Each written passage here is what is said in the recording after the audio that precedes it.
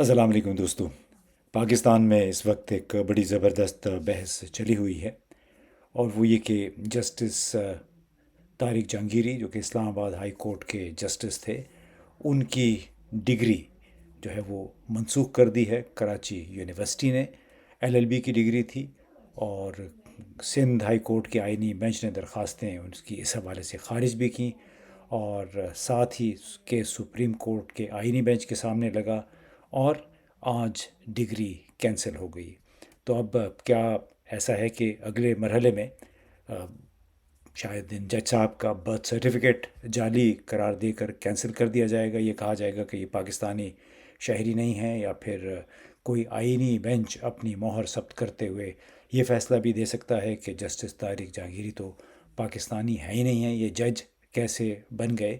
तो बड़ा एक अफसोसनाक ये एक वाक़या है पाकिस्तान की तारीख़ का। जस्टिस तारिक जहांगीरी का बहरहाल रद्द अमल ये था कि कराची यूनिवर्सिटी की अनफेयर मींस कमेटी के फ़ैसले में तो ये लिखा ही नहीं गया कि मेरी एलएलबी की डिग्री, जो कि 32 बरस कबल जारी हुई थी, अचानक क्यों ज़ेर बहस लाई गई। और ज़ाहिर है ये फ़ैसला बदनीयती पर मबनी है, लेकिन अब सवाल ये है कि क्या मौजूदा हालात में अब नीयतों वगैरह का ज़िक्र अ, हो भी सकता है या नहीं, करना भी चाहिए या नहीं। यानी आपने देखा कि गुज़िश्ता रोज़ यानी 25 सितंबर को वाइट हाउस में पाकिस्तान की फ़ौज के सरबराह आसिम मुनीर और वज़ीर आज़म शहबाज शरीफ ने अमरीकी सदर डोनाल्ड ट्रंप के साथ मुलाकात की, और उस मुलाकात से जो मौजूदा ख़ित्ते की सूरत हाल है वो काफ़ी वाज़े हो गई है कि अ, सबसे पुरानी जमहूरियत यानी अमेरिका और उसके मौजूदा सदर, जो कि एंटी एस्टेब्लिशमेंट थे, जो कि डीप स्टेट की इस्लाह करना चाह रहे थे, वो डीप स्टेट के रंग में बज़ाहिर रंगे गए हैं। उन्होंने पाकिस्तान की फ़ौज के सरबराह और वज़ीर आज़म को बाकायदा दावत दी, बड़ी गर्मजोशी से तपाक के साथ उनका इस्तकबाल किया। और अब उसमें इस तमाम कॉन्टेक्स्ट में अगर हम उन तमाम वाक़यात को देखें जो पाकिस्तान में पेश आ रहे हैं, अदलिया में 5 जज इस्लामाबाद हाई कोर्ट के, जिनमें जस्टिस तारिक जहांगीरी भी शामिल थे, किस तरह उन्होंने सुप्रीम कोर्ट का दरवाज़ा खटखटाया, और जो अपने फ़ैसलों में अदलिया के कामकाज में इंटेलिजेंस एजेंसियों की मुदाखलत की शिकायत की, लेकिन वो भी एक साइल के तौर पे अभी तक इंतज़ार में है कि उनकी कब सुनवाई होगी, कब उनकी दाद रसी होगी। और इस तमाम कज़िये में सबसे बड़ा अलमिया ये है कि कराची यूनिवर्सिटी के प्रोफेसर्स और स्टूडेंट्स जितने भी हैं, उनकी गालिब अक्सरियत बिल्कुल ख़ामोश बैठी है। और जस्टिस तारिक जहांगीरी ने हालांकि बड़े वाज़े तौर पे ये कहा कि मुझे मेरे ख़िलाफ़ ये तमाम महाज इसलिए बनाया गया है कि मैंने किसी सेक्टर कमांडर की हाँ में हाँ नहीं मिलाई, ना ही उनकी बात सुनी किसी की, और अपने ज़मीर के मुताबिक फ़ैसले किए। अब याद रहे कि कराची वही शहर है जहाँ पे एमक्यूएम ने इस्टब्लिशमेंट की अशीर बात के साथ साल हर साल तक इस शहर के शहरियों को रुलाए रखा। हर रोज़ कत्ल होते थे, 8 8 10 10 लाशें गिरती थी, फिर डंप हो जाती थी, घरों के सामने फेंक दिए जाते थे। वही एमक्यूएम पीपल्स पार्टी की हुकूमत का भी हिस्सा रही, फिर बाद में दूसरी हुकूमतों के साथ भी इक़्तिदार में शामिल रही, आज भी इक़्तिदार में शामिल है। और ये वो लोग हैं जो इस कराची शहर को, जिसको कभी रोशनियों का शहर कहा जाता था, अंधेरों में डुबोने का की ज़िम्मेदार है। लेकिन जनाब वो बड़े तमतराक से आज भी जमहूरियत की बात करते हैं, इंसाफ की, बुनियादी हुकूक़ की भी बात करते हैं। तो ये वही शहर है, उसी शहर के प्रोफेसर हैं जिन्होंने बिल्कुल खामोशी इख्तियार कर ली है, जिस तरह कराची यूनिवर्सिटी की अनफेयर मींस कमेटी ने अपना फ़ैसला दिया है। अब इससे ज़ाहिर है एक एक जस्टिस हैं, उनकी एलएलबी की डिग्री मशकूक हो गई, और उसके बाद यानी पाकिस्तान की बदनामी का एक बार फिर एक और ज़रिया पैदा हो कि किस तरह के इदारे हैं पाकिस्तान में जहाँ पे जाली डिग्रियों के साथ, ज़ाहिर है बाहर तो तासुर यही जाएगा कि जिस तरह ग़ुलाम सरवर ख़ान ने पीटीआई के दौर में ये कहा कि पीआईए के अक्सर पायलटों की डिग्रियाँ जाली हैं, और उसके बाद एक बहुत बड़ा बहरान दरपेश आया पीआईए को, जिसके नतीजे में दुनिया भर में ज़्यादातर मुल्कों की तरफ उसकी परवाज़ें जो हैं वो यूरोप की तरफ, अमेरिका की तरफ रुक गई। उसका भी تھوڑا ڈیمیج کنٹرول ہوا اور دوبارہ پروازوں کا سلسلہ یورپ کی طرف آہستہ آہستہ شروع ہو رہا ہے، لیکن بحیثیت مجموعی غلام سرور خان کے قومی اسمبلی میں غیر ذمہ دارانہ بیان کے نتیجے میں پاکستان کی قومی ایئر لائن کس قدر بدنام ہوئی، اس کا احساس کسی کو نہیں ہوا۔ اس طرح جسٹس طارق جہانگیری کے ساتھ جو ہوا ہے وہ بھی دنیا بھر میں پاکستان کی عدلیہ کے ججوں کا ایک مذاق بنانے کے مترادف ہے۔ اس تمام قضیے سے مجھے ایک بات، ایک سابق جسٹس یاد آئے، سپریم کورٹ کے جسٹس صفدر شاہ۔ یہ سپریم کورٹ کے ان 5 ججوں میں شامل تھے جنہوں نے 1978-79 میں ذوالفقار علی بھٹو سابق وزیر اعظم کی اپیل سنی۔ بینچ میں ابتدا میں 9 جج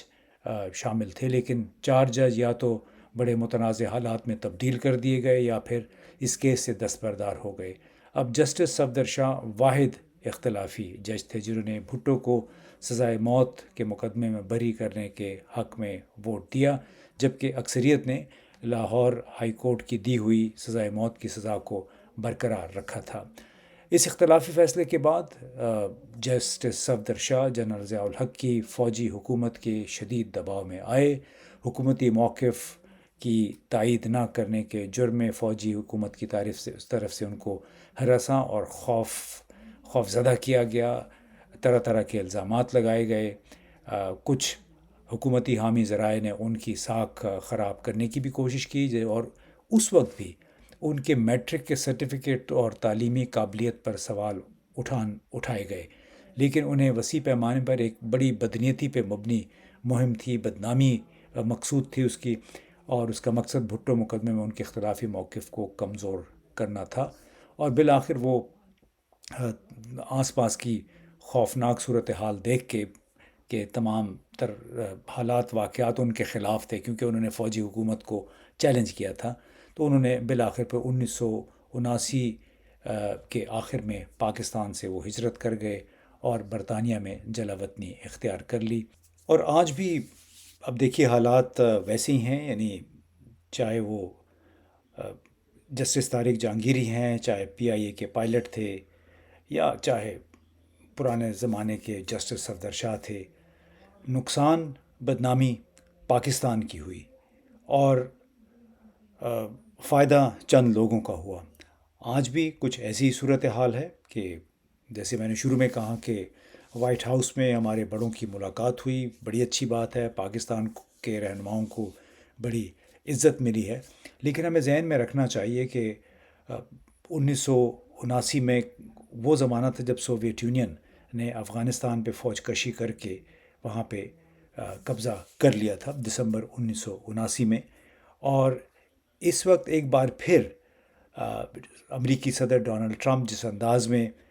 بات کر رہے ہیں باگرام ایئر بیس کے حوالے سے کہ ہم نے وہ باگرام ایئر بیس واپس لینا ہے اور طالبان کو ہمارا یہ مطالبہ ماننا پڑے گا، لیکن اس کے جواب اب معلوم نہیں کہ باگرام پہ واقعی وہ واپس لینا چاہتے ہیں یا اس کو برباد کرنا چاہتے ہیں، یعنی اس پہ اتنی بمباری اس پہ کر دی جائے کہ جتنے بھی وہاں پہ سٹرکچرز ہیں وہ تباہ ہو جائیں تاکہ افغان طالبان اس کو استعمال نہ کر سکے، کیونکہ ڈونلڈ ٹرمپ کا تو یہ کہنا ہے کہ میں باگرام ایئر بیس ہم اس لیے لینا چاہتے ہیں کہ وہاں بیٹھ کے ہم نگرانی کر سکیں چین کے ساتھ ساتھ ظاہر ہے پاکستان سے بھی وہ مشکل سے 25-30 منٹ کی فلائٹ پہ پاکستان واقع ہے، اسلام آباد کا نیوکلیر پلانٹ یہاں پہ ہے، پاکستان کا نیوکلیر پلانٹ، کوٹا ریسرچ لیبارٹریز اور دوسرے اس سے جڑی ہوئی جو تنظیمیں ہیں وہ بھی اسی ریڈیس میں ہیں۔ تو معلوم نہیں اب ڈونلڈ ٹرمپ یا امریکی انتظامیہ کیا چاہتی ہے، لیکن ایک بات بڑی واضح ہے کہ جس طرح ڈونلڈ ٹرمپ نے بار بار کہا کہ طالبان ہم سے کچھ چاہتے ہیں تو ہماری بھی کچھ خواہشات ہیں، وہ ہمیں بات ماننی پڑے گی۔ اب اسی کانٹیکس میں 4 ممالک کا ایک اجلاس ہوا جس میں روس کی دعوت پہ پاکستان، ایران، چین اور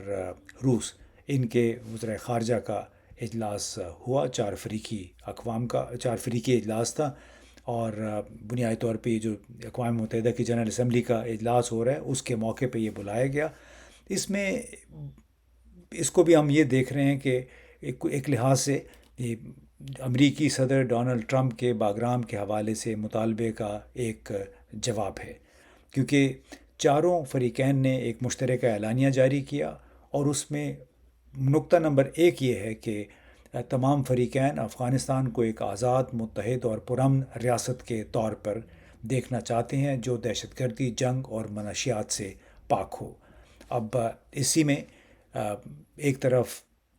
چاروں ممالک نے مشترکہ طور پر یہ مطالبہ کیا ہے کہ طالبان، تحریک طالبان پاکستان، ETIM جس کو مشرقی ترکستان اسلامی تحریک کہتے ہیں، ایسٹ ترکستان اسلامک پارٹی بھی کہتے ہیں، اور دیگر دہشت گرد گروہوں کی جیسے TTP ہے، افغانستان کی سرزمین پر موجودگی کو ختم کریں، یعنی تمام دہشت گرد گروہوں کے خلاف افغانستان کی حکومت سے بھرپور کارروائی کرنے کا مطالبہ کیا گیا ہے۔ چاروں ممالک نے اسی کانٹیکس میں بظاہر افغانستان کے اندر اور باہر فوجی اڈوں کے دوبارہ قیام کی سخت مخالفت کی، جب اس میں یہ کہا گیا کہ افغانستان کو ایک آزاد، متحد اور پرامن ریاست کے طور پہ دیکھنا چاہتے ہیں جو دہشت گردی، جنگ اور منشیات سے پاک ہو۔ دوسرا ایک بڑا مطالبہ وہ یہ ہے کہ اقوام متحدہ کی قراردادوں اور پلیٹ فارمز کو سیاسی پوائنٹ سکورنگ یا سیاسی مقاصد کے لیے استعمال نہ کیا جائے۔ زمینی حقائق بدل چکے ہیں، دہشت گردی اور اقتصادی پابندیوں جیسے معاملات سے متعلق انتظامات پر نظر ثانی کی جائے،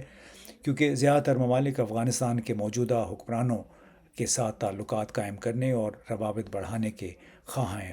ایک تیسری بڑی بات جو 4 ممالک کی افغانستان کے حوالے سے بیٹھک میں ابھر کے سامنے آئی، وہ یہ کہ چاروں ملکوں نے یہ کہا کہ نیٹو افغانستان کی موجودہ حالت زار کا ذمہ دار ہے، اسے تمام پابندیاں ختم کرنی چاہیے۔ چاروں فریقین نے نشاندہی کی کہ افغانستان کی موجودہ بدحالی کی بنیادی ذمہ داری نیٹو کے رکن ممالک پر عائد ہوتی ہے، انہیں افغانستان کی معاشی بحالی اور مستقبل کی ترقی اور خوشحالی کے لیے مواقع پیدا کرنے چاہیے۔ افغانستان پر یک طرفہ پابندیاں فوری طور پر ختم کرنی چاہیے، اور افغان عوام کے فائدے کے لیے افغانستان کے غیر ملکی اثاثے بھی واپس کرنے چاہیے۔ کوئی $3.5 ارب کے برابر فنڈز ہیں جو کہ امریکہ نے روکے ہوئے ہیں 9/11 کے جو دہشت گردی کے واقعات تھے اس کے ممکنہ زر تلافی کے طور پہ، اور باقی $3.5 ارب سوئٹزرلینڈ کے ایک اکاؤنٹ میں پڑا ہوا ہے جو کہ ابھی تک استعمال نہیں ہو سکا۔ افغان حکومت بار بار اس کی واپسی کا مطالبہ کر چکی ہے۔ اس کے ساتھ ساتھ چاروں ممالک نے یہ بھی مطالبہ کیا کہ طالبان کے ان افراد کے لیے سفری پابندیوں میں رعایت کی درخواست کرتے ہیں وہ سفری پابندیاں ختم کی جائیں ان افراد کے لیے جو کہ افغانستان کے بارے میں جامع حکمت عملی کے فروغ کے لیے اہم ہیں اور بیرون ممالک انہیں سفر کرنے پڑتے ہیں۔ اور ان ممالک نے یہ بھی کہا کہ افغانستان میں امن اور استحکام میں تعاون کے لیے 1988 کے بعد سے جتنی بھی پابندیاں لگی ہیں، جتنی قراردادیں آئی ہیں، ان میں زمینی حقائق کے مطابق مناسب ترامیم ضروری ہیں۔ البتہ ان میکنزمز کو، ان قراردادوں کو سیاسی مقاصد اور دوہرے معیار کے لیے استعمال نہ کیا جائے۔ اس لحاظ سے ایک جواب تھا ڈونلڈ ٹرمپ کے اس مطالبے کا کہ ہم باگرام ایئر بیس دوبارہ حاصل کریں گے، وہاں پہ ہم اپنا اڈہ دوبارہ قائم کرنا چاہتے ہیں۔ چاروں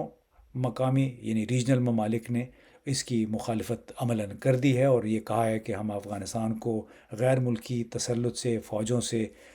مکمل طور پر آزاد دیکھنے کے خواہاں ہیں، اور وہ ممالک جو کہ افغانستان کو اس حالت تک پہنچانے کے ذمہ دار ہیں، یہ ان کی اب بنیادی ذمہ داری ہے کہ افغانستان میں جاری انسانی، معاشی بحران اور سیاسی بحران جو ہے اس کے خاتمے میں عملی اقدامات کریں، اور اسے جس طرح وہ پیچھے ہٹ گئے ہیں یہ افغانستان کے لیے نقصان دہ ہے، خاص طور پہ عوام کے لیے، اور یہ نیٹو ممالک کی نام امریکہ کا نہیں لیا اس میں، ان کی ذمہ داری ہے کہ دوبارہ افغانستان پر توجہ مرکوز کریں۔ تو آج کی اس نشست کا لب لباب یہ تھا کہ 1979 میں بھی چونکہ افغانستان میں روسی افواج آ گئی تھیں، قبضہ کر لیا تھا، اس کے جواب میں امریکہ سوچ رہا تھا کہ اب اس کا جواب دینا چاہیے اس کو، اور باقاعدہ منصوبہ بندی کے تحت پھر روس کو اس کا جواب دیا گیا، اور اس کے نتیجے میں اس وقت جنرل ضیاء الحق کی حکومت کو مکمل طور پہ ایک بلینک چیک دے دیا گیا تو ملک کے اندر انہوں نے جو کچھ کرنا چاہا وہ کیا، ذوالفقار علی بھٹو کو پھانسی پہ لٹکا دیا. اور اس مرتبہ بھی ایک بار پھر افغانستان ریلیونٹ ہونے جا رہا ہے، جس طرح ڈونلڈ ٹرمپ بار بار ذکر کر رہے ہیں باگرام ایئر بیس کا. چین بھی امریکہ کی نظر میں، امریکی اسٹیبلشمنٹ کی نظر میں ہے. تو اسی وجہ سے غالباً ڈونلڈ ٹرمپ نے وزیر اعظم اور فوج کے سربراہ کے ساتھ باقاعدہ خصوصی ملاقات کی ہے. اور اس کا ایجنڈا کیا واقعی صرف افغانستان تک محدود ہے یا اس سے آگے بڑھ کے پاکستان نے کوئی وعدے کیے ہیں، اس پہ ابھی تک کچھ باقاعدہ طور پہ نہیں بتایا گیا ہے. اور صرف ایک فوٹو اپرچونٹی تھی، ویڈیو وہاں سے جاری کیا گیا ہے، اصل بات چیت کیا ہوئی ہے ہمیں نہیں معلوم ہے. لیکن ایک بات ضرور ہے کہ چونکہ ان کو اتنی قربت حاصل ہو گئی ہے، لہٰذا ملک کے اندر جو کچھ بھی ہوتا رہے گا اس پہ امریکہ اثر انداز نہیں ہوگا، کیونکہ امریکہ کی ترجیحات مختلف ہیں. تو جو جمہوریت کا راگ، حقوق انسانی کا راگ جو تھا، وہ صرف اس وقت یہ الاپتے ہیں یہ بڑے ممالک جب ان کے اپنے مقاصد کے ساتھ وہ چیز الائن کرتی ہے. اس وقت ان کو ایک ایسی حکومت چاہیے، ایسے لگتا ہے، جو کہ ان کی تمام خواہشات پوری کرے، اور ان خواہشات کی براری میں پھر ملک کے اندر قانون، پارلیمنٹ، عدلیہ، جمہوریت، وہ سارے معاملات جو ہیں وہ بظاہر ثانوی ہو کے رہ جاتے ہیں. اور جو جسٹس طارق جہانگیری کے ساتھ ہو رہا ہے وہی کچھ ہے جو کہ جسٹس صفدر شاہ کے ساتھ 1979 میں ہوا تھا. اور اس میں بات یہ کہ کسی کو اچنبھے کی، پریشان ہونے کی ضرورت نہیں ہے. جیو پالیٹکس نے ہمیشہ غلبہ حاصل کیا ہے حقوق انسانی پر، جمہوریت پر، جمہوری اقدار پر، اور یہی کچھ پاکستان اور امریکہ کے درمیان اس وقت ہو رہا ہے. بہت بہت شکریہ.